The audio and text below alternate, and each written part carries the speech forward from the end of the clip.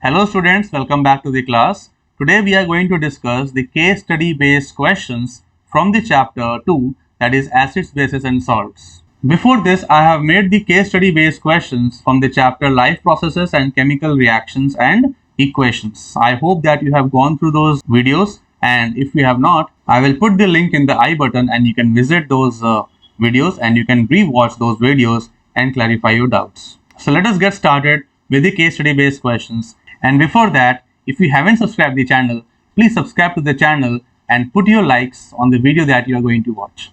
So let's get started. So students, this is our first case study which is based on the bleaching powder. As you know that bleaching powder is also called as calcium oxychloride, right? Based on this particular passage, you will be getting 5 MCQs and you have to attempt only 4 of that. So let's go straight into those MCQs and let's discuss those MCQs and find out the answers. The first question is, bleaching powder is used as, options are bleaching agent in textile, paper and jute industry. So this is the correct statement. Disinfectant for water to make water free of germs. This is also correct statement. Third option is oxidizing agent in many industries. So it is also a correct statement because oxygen is present in the compound itself. As we know, it is calcium oxychloride and that is why it acts as an oxidizing agent. So option D will be the correct answer, means it says all of these. Second question is, bleaching powder is also known as, the options are calcium oxychloride, that we know that it is called as CaOCl2.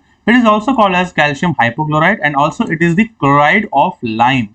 And that is why again option D will be the correct answer, which says all of these. Our next question is, bleaching powder gives smell of chlorine because when bleaching powder is exposed to the atmosphere, it releases chlorine and that is why it gives the smell of the chlorine. Our next question is, select the correct statement regarding bleaching powder. First statement is, it is a pale yellow powder having smell of chlorine.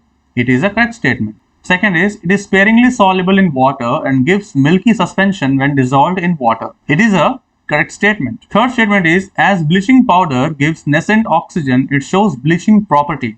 It is also a correct statement. So again, option D will be the correct answer, that is saying all of these statements are correct. The last question for this passage is, identify the product X in the given reaction. When calcium hydroxide reacts with chlorine, it provides us calcium oxychloride. So option A will be the correct answer. So these were the 5 questions from the first passage. Let's go into the second passage. The second passage I have chosen from the topic of Plaster of Paris.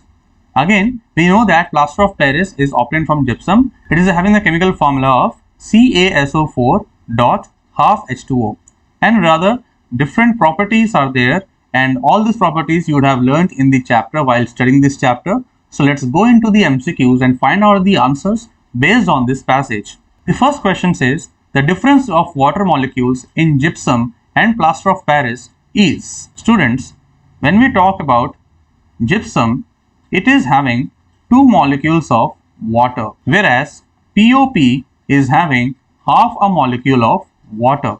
So the difference of the water molecules between gypsum and POP will come out to 3/2. Next question is, plaster of Paris hardens on. When we add water to plaster of Paris, it hardens. So option C will be the correct answer.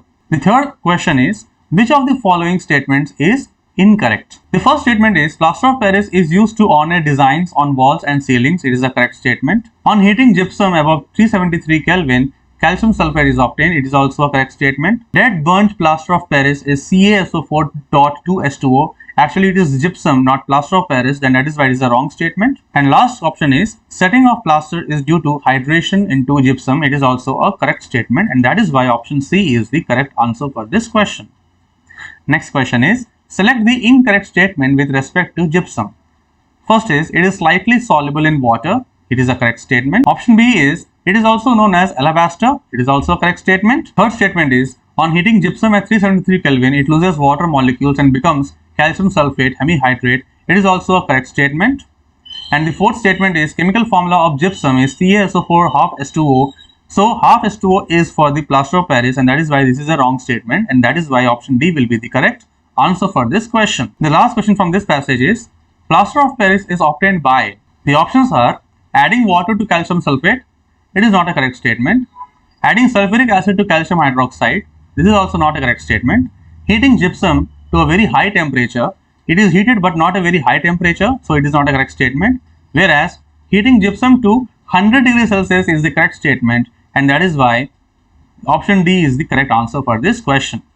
So that is all, students, from this series of case study based questions which I have chosen from acid, bases and salts. I hope that you will like the content, and please put your likes to the video, and if you haven't subscribed to the channel yet, please subscribe to the channel. I would love to have your suggestions in the comment box telling me what all content you would like to have in my video lectures so that I can prepare and present it before you. Thanks a lot for watching this video till this moment. See you until next time.